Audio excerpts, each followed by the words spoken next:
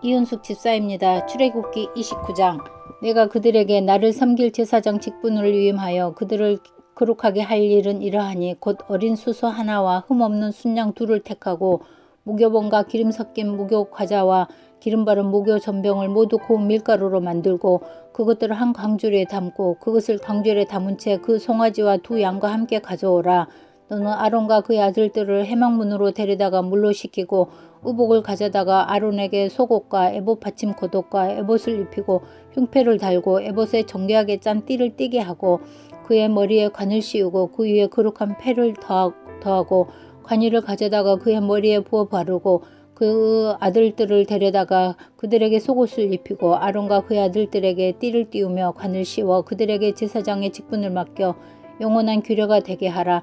너는 이같이 아론과 그의 아들들에게 유임하여 거룩하게 할지니라. 너는 수송아지를 해막 앞으로 끌어오고 아론과 그의 아들들은 그 송아지 머리에 안수할지며 너는 해막문 여호와 앞에서 그 송아지를 잡고 그 피를 네 손가락으로 제단 뿔들에 바르고 그 피 전부를 제단 밑에 쏟을지며 내장에 덮인 모든 기름과 간 위에 있는 꺼풀과 두 콩팥과 그 위에 기름을 가져다가 제단 위에 불사르고 그 수소의 고기와 가죽과 똥을 진 밖에서 불사르라. 이는 속죄제니라. 너는 또 순양 한 마리를 끌어오고 아론과 그의 아들들은 그 순양의 머리 위에 안수할지며 너는 그 순양을 잡고 그 피를 가져다가 제단 위에 주위에 뿌리고 그 순양의 각을 뜨고 그 장부와 다리는 씻어 각을 뜬 고기와 그 머리와 함께 두고 그 순양 전부를 제단 위에 불사르라. 이는 여호와께 드리는 본제요 이는 향기로운 냄새니 여호와께 드리는 화제니라. 너는 다른 순양을 택하고 아론과 그 아들들은 그 순양의 머리 위에 안수할지라. 너는 그 순양을 잡고 그것의 피를 가져다가 아론의 오른쪽 귓뿌리와 그의 아들들의 오른쪽 귓뿌리에 바르고 그 오른손 엄지와 오른발 엄지에 바르고 그 피를 제단 주위에 뿌리고 제단 위에 피와 관유를 가져다가 아론과 그의 옷과 그의 아들들과 그의 아들들의 옷에 뿌리라. 그와 그의 옷과 그의 아들들과 그의 아들들의 옷이 거룩하리라.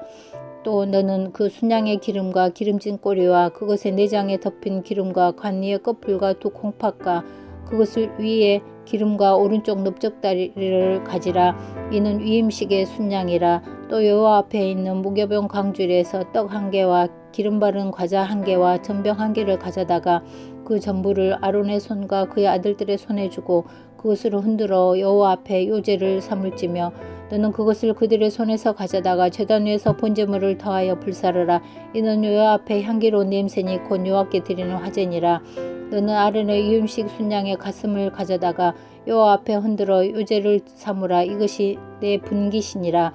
너는 그 흔든 요제물 곧 아론과 그의 아들들의 유임식 순양의 가슴과 넓적다리를 거룩하게 하라. 이는 이스라엘 자손이 아론과 그의 자손에게 돌릴 영원한 분깃이요 그 제물이니 곧 이스라엘 자손이 화목제의 제물 중에서 취한 그 제물로서 여호와께 드리는 그 제물이니라. 아론의 성인은 후에 아론의 아들들에게 돌릴지니 그들이 그것을 입고 기름 부음으로 위임을 받을 것이며 그를 이어 제사장이 되는 아들이 해막에 들어가서 성소에서 섬길 때에는 이래 동안 그것을 입을지니라. 너는 위임식 순양을 가져다가 거룩한 곳에 그 고기를 삶고 아론과 그의 아들들은 해막문에서 그 순양의 고기와 강줄에 있는 떡을 먹을지라. 그들은 속죄물 곧 그들을 위임하며 그들을 거룩하게 하는데 쓰는 것을 먹되 타인은 먹지 못할지니 그것이 거룩하기 때문이라. 위임식 고기나 떡이 아침까지 남아있으면 그것을 불에 사를지니 이는 거룩한즉 먹지 못할지니라. 너는 내가 내게 한 모든 명령대로 아론과 그의 아들들에게 이같이 하여 이래 동안 위임식을 행하되 매일 숫송아지 하나로 속죄하기 위하여 속죄제를 드리며 또 제단을 위하여 속죄하여 깨끗하게 하고 그것에 기름 부어 거룩하게 하라. 너는 이래 동안 제단을 위하여 속죄하여 거룩하게 하라. 그리하면 지극히 거룩한 제단이 되리니 제단에 접촉하는 모든 것이 거룩하리라. 내가 제단 위에 드릴 것은 이러하니라. 매일 1년 된 어린 양 2마리니 한 어린 양은 아침에 드리고 한 어린 양은 저녁 때에 드릴지며 한 어린 양에 고운 밀가루 10분의 1 에바와 찌은 기름 4분의 1 흰을 더하고 또 전제로 포도주 4분의 1 흰을 더할지며 한 어린 양은 저녁 때에 드리되 아침에 한 것처럼 소제와 전제를 그것과 함께 드려 향기로운 냄새가 되게 하여 여호와께 화제로 삼을지니 이는 너희가 대대로 여호와 앞 회막문에서 늘 드릴 번제라. 내가 거기서 너희와 만나고 내게 말하리라. 내가 거기서 이스라엘 자손을 만나리니 내 영광으로 말미암아 해막이 거룩하게 될지라. 내가 그 해막과 제단을 거룩하게 하며 아론과 그의 아들들도 거룩하게 하여 내게 제사장 직분을 행하게 하며 내가 이스라엘 자손 중에 거하여 그들의 하나님이 되리니 그들은 내가 그들의 하나님 여호와로서 그들 중에 거하려고 그들을 애굽 땅에서 인도하여 낸 줄을 알리라. 나는 그들의 하나님 여호와니라. 하늘에 계신 우리 아버지여, 이름이 거룩히 여김을 받으시오며 나라가 임하옵시며 뜻이 하늘에서 이룬 것 같이 땅에서도 이루어지이다. 오늘날 우리에게 일용할 양식을 주옵시고 우리가 우리에게 죄 지은 자를 사하여 준 것 같이 우리 죄를 사하여 주옵시고 우리를 시험에 들게 하지 마옵시고 다만 악에서 구하옵소서. 대개 나라와 권세와 영광이 아버지께 영원히 싸움나이다. 아멘.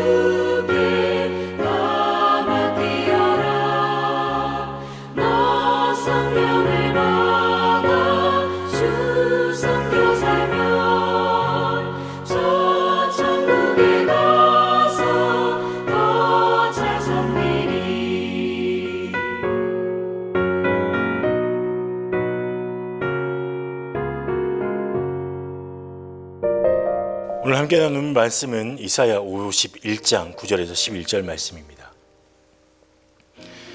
여호와의 팔이여 깨소서, 깨소서, 능력을 베푸소서.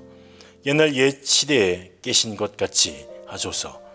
라합을 점이시고 용을 찌르신 이가 어찌 주가 아니시며 바다를 넓고 깊은 물을 말리시고 바다 깊은 곳에 길을 내어 구속받은 자들을 건너게 하신 이가 어찌 주가 아니시니까.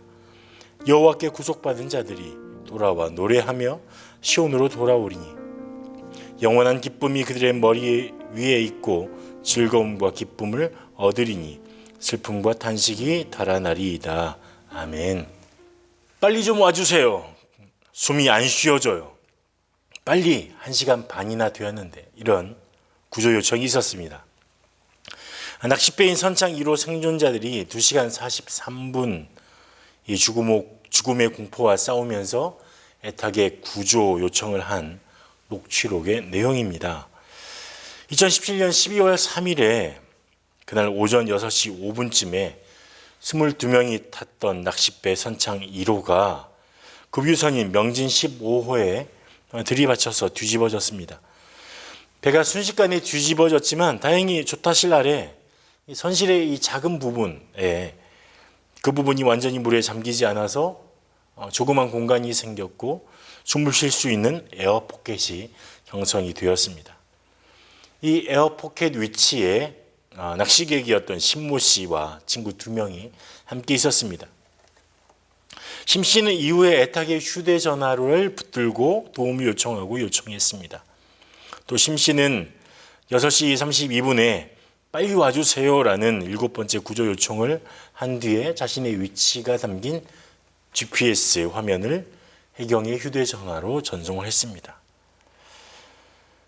잠수 수색 구조 능력을 갖춘 이 평택 구조대가 도착하기 5분 전인 7시 12분에는 숨이 안 쉬어져요라는 호흡곤란의 메시지도 보냈습니다. 수중 수색 작업이 시작된 뒤인 7시 42분에 11번째 통화에서는 제발 빨리 좀 보내주세요. 1시간 반이나 지났는데 너무 추워요. 이러다가 큰일 날 것 같아요. 이렇게 사인을 보냈습니다. 이 이야기를 들은 해경은 이 심씨 그리고 친구들을 안심시키기 위해서 이렇게 얘기했습니다. 물이 빠지는 시점이어서 더 이상 수온이 차가워지지 않을 것입니다. 조금만 더 견뎌주십시오. 위로의 또 격려의 말을 전했습니다. 그리고 정신줄을 놓지 않도록 계속해서 기온을 북돋아 주었습니다. 이 사고 당시에 수온은 10.5도로 추웠습니다. 그래서 국제해상 수색구조 매뉴얼 상에 따르면 이런 익수자의 생존 시간이 이런 수온에서는 한 3시간 미만인 것으로 알려져 있습니다. 만약 이들이 몸을 피하지 못하고 또 구조받지 못하면 죽음에 이르러야 되는 상황이었습니다. 마침내 오전 8시 41분에 선체 외벽 하나를 사이에 두고 구조대와 심씨 일행이 마주하게 되었습니다. 심씨는 배를 마구 두들기며 필사적으로 구조 요청을 했습니다. 그리고 오전 8시 48분 인천 구조대는 심씨와 일행 3명, 심씨를 포함한 일행 3명을 구조했습니다. 이 당시에 선창 1호에 승선했던 22명의 중에서 생존한 사람은 이 에어포켓에 갇혀있던 3명을 포함해서 7명에 불과했습니다. 구조 요청을 보냈던 사람들 그리고 그러지 못했던 사람들이 있었던 거죠.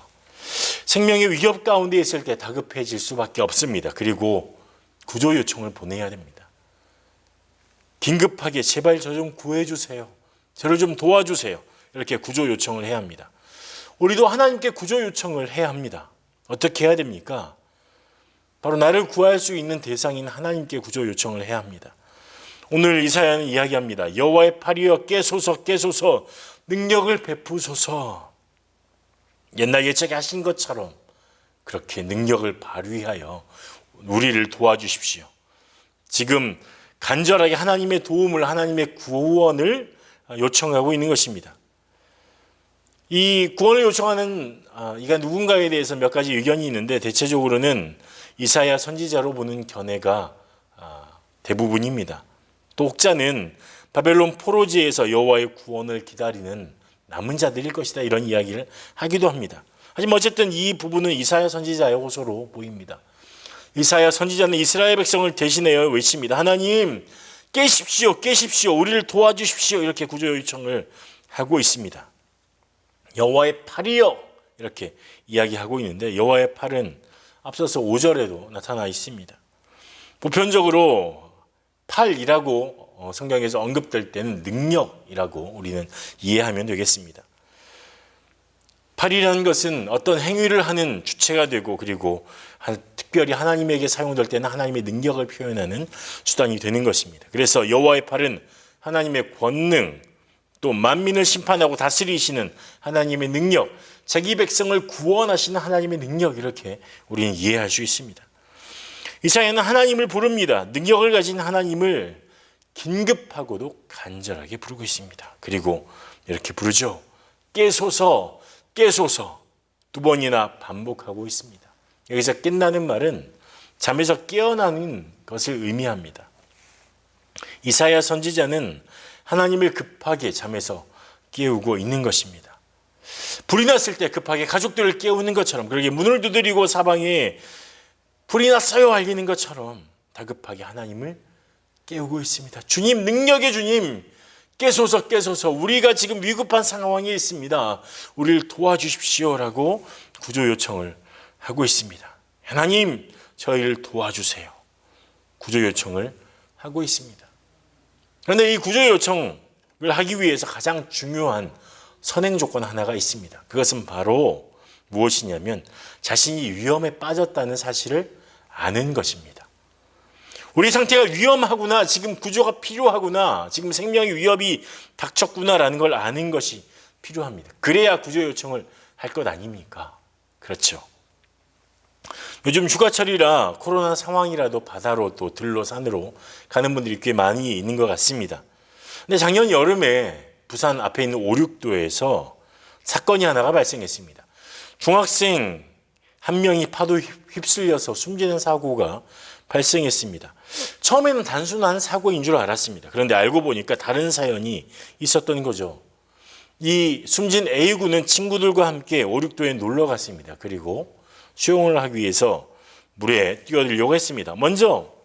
가장 먼저 물에 뛰어든 A군, 물에 들어가자마자 파도에 휩쓸렸습니다. 호적거렸습니다. 그러면서 친구들 향해서 외쳤습니다. 살려달라고.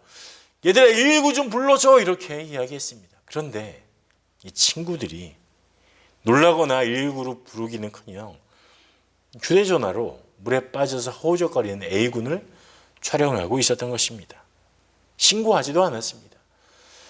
이것이 나중에 어떻게 알려졌냐면 이 중에 한 친구가 SNS에 이 영상을 올리면서 이 진실이 알려지게 됐습니다. A군의 친구들은 이것이 얼마나 위급하고 목숨을 빼앗는 상황인지 알지 못했습니다. 깨닫지 못했죠. 이것이 얼마나 중요한 일인지 알지 못했습니다. 그럼 우리는 어떻습니까? 우리는 위기의 신호를, 구조 요청을 해야 할 신호를 제대로 파악하고 있습니까? 그 상황을 제대로 인지하고 있습니까? 최종적 위기 신호가 옵니다. 때로 우리가 살아가다 보면 통장이 비어가고 빚이 쌓여갈 때가 있습니다. 그것들은 금세 알 수 있죠. 왜냐하면 내 잔고가 줄어들거나 마이너스가 되거나 빚 독촉이 오기 때문이죠. 회사에서 고지서가 날라오니까요.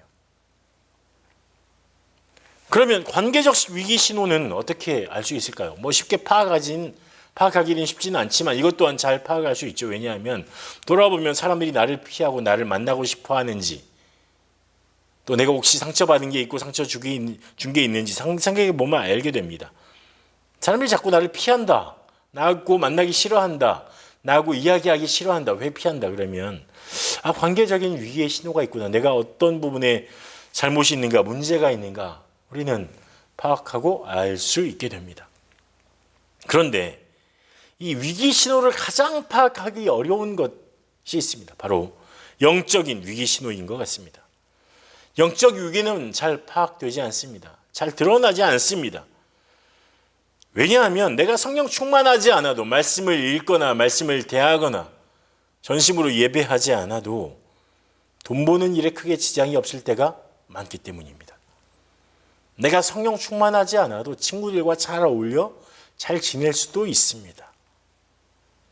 근데 문제는 내가 하나님과 하나님의 뜻으로부터 멀어지게 되고 하나님의 생각으로부터 멀어지게 되고 하나님의 말씀을 따르기보다 세상의 가치를 따라가게 된다는 것입니다. 근데 이 위기를 우리는 잘 모른다는 거죠. 잘 모른다는 겁니다. 우리는 1년 넘게 현장 예배와 함께 온라인 예배, 또 온라인 기도회를 드리고 있습니다. 온라인 예배가 예배가 아닌 것은 아닙니다. 온라인 예배도 예배입니다. 맞죠? 하나님을 만날 수 있는 예배의 한 방법입니다. 하지만 온라인 예배가 완전한 예배인가, 온전한 예배인가 생각해 봐야 합니다. 그렇지는 않습니다. 현 상황에서 온라인 예배는 한 가지의 예배의 방편일 뿐이지 그것이 완전한 예배가 될 수는 없습니다. 왜냐하면 예배는 관계이기 때문입니다. 첫 번째, 예배는 하나님과의 만남입니다. 예배 가운데 하나님을 만나야죠. 하나님과의 관계의 문제입니다. 근데 두 번째는 예배는 하나님과의 관계 이후에 하나님의 백성들 간의 관계, 만남의 문제가 생기는 겁니다. 예배는 개인적이기도 하지만 또한 공동체적입니다. 예배는 그렇게 역사 안에서 진행되어 왔습니다. 하나님과의 관계가 서로와의 관계로 뭉쳐지는 것, 그것이 바로 교회이고 예배가 공동체 예배가 되는 것입니다. 세 번째는 이 하나님과의 관계, 그리고 하나님의 백성들, 성도들과의 관계, 이 관계를 통해서 세상과의 관계로 나아가는 것이죠. 하나님을 사랑하는 사람은 성도를 사랑할 뿐만 아니라 세상을 사랑하는 사람으로 세상에 나아가서 하나님의 사랑을 증거하고 나누고 연약한 자들을 일으켜 세우고 그들을 위해 기도하고 헌신할 수 있는 사람이 되는 것입니다. 그런데 우리가 만약 온라인 예배로만 만족하다면 여기가 좋사오니 여기서 초막셋을 짓자는 이 말처럼 여기가 좋사오니 여기가 안전하고 여기가 평안하고 여기서 안 나가도 되니 주님 여기서 온라인 예배만 드린다면 만족한다면 하나님과의 관계는 유지할 수 있을지 모르겠습니다. 하지만 성도의 관계, 예배 안에 주어진, 예배 공동체에 주어진 이 관계의 문제, 사랑의 문제, 교회됨의 문제는 어떻게 해결할 수 있을까요? 우리가 하나님의 지체로서 교회로 하나님 앞에 서 있는데 이 교회가 하나님의 예배를 드리는 이 공동체, 주체가 될 텐데 이 공동체적인 예배를 포기하게 되는 것이죠. 물론 우리 동명교회 온라인 예배 가운데 참석해서 그것이 어느 정도 수용될 수 있지만 만날 수가 없잖아요. 그렇죠? 온라인으로만 안 되는 것이 있습니다. 바로 대면하는 것. 만나서 얼굴을 보고 서로 하나님의 사랑을 증거하고 마스크를 썼지만 서로 도와주는 이 관계, 이것이 해결이 되지 않는 것이죠. 영적인 위험의 상황을 감지할 수 있어야 돼요. 내가 만약에 온라인 예배로만 만족해서 하나님과의 관계를 그냥 그렇게 간다면 내가 지금 영적으로 계속 편안한 쪽으로 가고 있구나. 내가 영적으로 깨어서 하나님을 바라보는 것보다 다른 것을 바라보고 있지 않은가 우리는 점검해 봐야 됩니다. 내 영적인 상태가 괜찮은지 우리 계속 체크해 봐야 합니다. 어떤 기준을 가져야 할까요? 저는 이런 기준이 참 옳다고 봅니다. 빌립보서 2장 5절에서 8절에 보면 이렇게 말합니다. 너희 안에 이 마음을 품으라. 곧 그리스도 예수의 마음이니 그는 근본 하나님의 본체시나 하나님과 동등됨을 취할 것으로 여기지 아니하시고 오히려 자기를 비워 종의 형체를 가지사 사람들과 같이 되셨고 사람의 모양으로 나타나사 자기를 낮추시고 죽기까지 복종하셨으니 곧 십자가에 죽으심이라. 예수님이 왜 이 땅에 오셨는지 그리스도의 마음을 품으라고 하시면서 우리에게 주시는 말씀입니다. 자기를 비워서 자기를 낮추어 기꺼이 하나님이 사람이 되시고 천한 종의 모습으로 죽기까지 사랑하신 이유가 무엇인지 말해줍니다. 이것이 바로 우리가 영적인 상태를 점검할 수 있는 기준이 된다고 생각합니다. 그것이 뭐냐면 바로 그리스도 예수의 마음입니다. 그리스도 예수의 마음.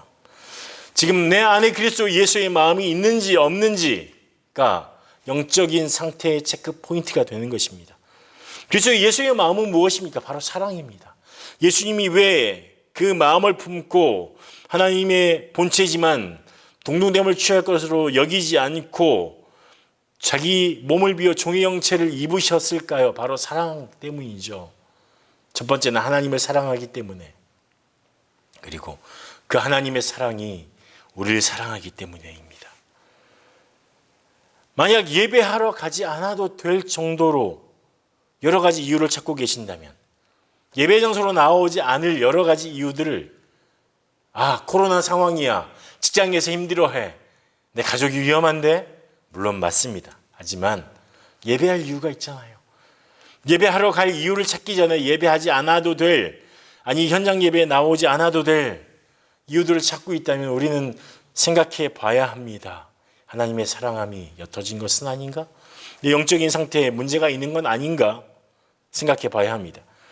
기도하지 않아도 아무렇지 않다면, 그렇다면 더 이상 하나님을 향한 갈망이 있지 않은 것입니다.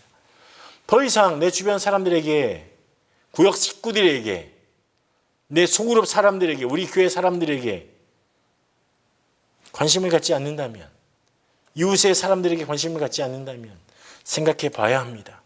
내가 과연 하나님을 사랑하고 있는가? 내 영적인 상태가 과연 괜찮은가? 위험을 감지해야 합니다. 위험을 감지해야 합니다. 그리고 구조 요청을 해야 합니다. 하나님을 깨워야 합니다. 그리고 하나님이 깨우신 내 영혼, 하나님의 능력으로 내 영혼을 깨워야 합니다. 주님 도와주세요. 제 영혼을 도와주세요. 제가 지금 제 영적인 상태가 지금 수렁에 빠져 있습니다. 제가 정말 하나님을 외면하고 있습니다. 하나님을 흔들어 깨울 뿐만 아니라 내 영혼을 깨워야 합니다. 구절을 현대인의 성경으로 이렇게 번역해 놨습니다. 여호와여 깨어 우리를 도우소서. 옛날처럼 주의 능력으로 우리를 도우소서. 내 영적인 상태 점검에서 문제가 있다면 하나님 앞에 나와야 합니다. 하나님 앞에 나와야 합니다. 이전에 믿음의 역사를 일으키셨던 하나님이 나를 일깨워서 영적인 뜨거움과 능력을 주셨던 하나님 앞에 다시 한번 하나님 저에게 영적인 능력을 주십시오. 성령 충만함을 부어주십시오. 기도해야 합니다. 오늘은 특별 금요기도회가 있는 5번째 시간입니다. 함께 기도하러 나오십시오. 지금 비록 코로나 단계 상향 때문에 20%의 제한이 걸려 있지만 그럼에도 불구하고 우리는 20%가 나와서 기도할 수 있습니다. 200여 좌석이 넘는 본당의 좌석들이 준비되어 있습니다. 기도하러 나오지 않을 이유가 있습니까? 우리는 충분히 마스크를 쓰고 있고 충분히 소독을 하고 있습니다. 주의하고 있습니다. 기도하러 나와야 됩니다. 영적인 위기 가운데 우리는 기도해야 합니다. 진행 중입니다. 말씀 앞으로 나아가야 합니다. 그래서 우리는 하나님 앞에 서야 합니다. 그리고 말씀하십시오. 기도하십시오. 주님 깨소서, 깨소서. 주님 내 영혼을 깨우소서. 내 영혼을 깨우소서. 오늘 하나님 앞에 구조 요청을 하며 하나님의 능력을 다시 한번 더듬는 여러분 되시기를 축복합니다. 기도하겠습니다. 사랑의 하나님, 우리의 영혼을 체크하고 영적인 건강을 체크하고 우리의 상태를 잘 체크하여 점검하여 내가 문제가 없는지 돌아보고 문제가 있다면 구조 요청하여 주 앞에 회복되는 건진받는 그런 은혜가 있길 원합니다. 우리 동영교회 모든 성도들이 영적으로 민감하고 예민하게 하시고 정말 어려움 당할 때 또 정말 영적으로 침체기에 빠졌을 때 오히려 그때 구조 요청으로 주님을 깨우며 우리의 영혼을 깨우는 믿음의 사람들로 세워 주시옵소서. 예수님 이름으로 기도합니다. 아멘.